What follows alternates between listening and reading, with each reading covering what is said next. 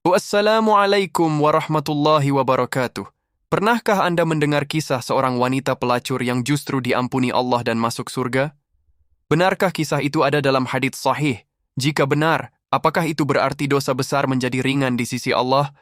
Jangan terburu-buru mengambil kesimpulan.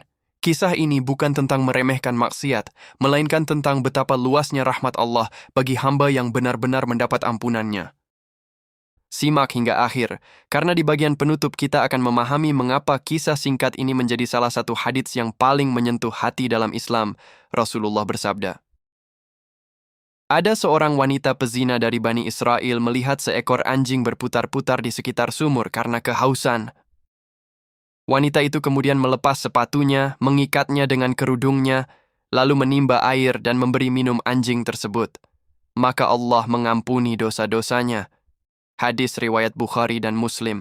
Inilah seluruh inti kisah yang disampaikan Rasulullah. Tidak disebutkan nama wanita itu, tidak disebutkan usianya, tidak dijelaskan bagaimana kehidupan sehari-harinya, tidak pula dijelaskan kapan ia meninggal.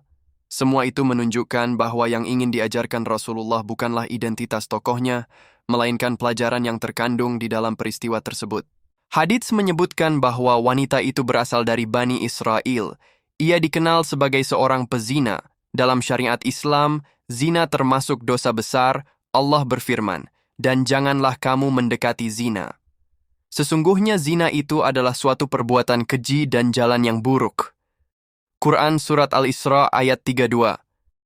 Karena itu, hadits ini sama sekali tidak menganggap zina sebagai dosa ringan.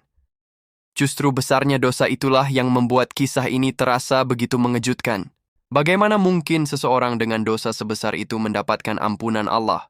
Jawabannya akan terlihat ketika kita memahami sifat Allah yang Maha Pengampun dan Maha Penyayang. Suatu hari wanita itu melihat seekor anjing. Anjing tersebut berputar-putar di sekitar sumur. Ia sangat kehausan hingga menjilat tanah yang lembab. Wanita itu melihat penderitaan makhluk tersebut. Tidak ada seorang pun yang menyuruhnya. Tidak ada orang yang melihat. Tidak ada pujian yang akan ia dapatkan. Namun rasa kasih sayangnya membuat ia mengambil keputusan. Ia turun ke sumur. Ia melepas sepatunya. Mengikat sepatu itu dengan kain penutup kepalanya. Lalu mengambil air.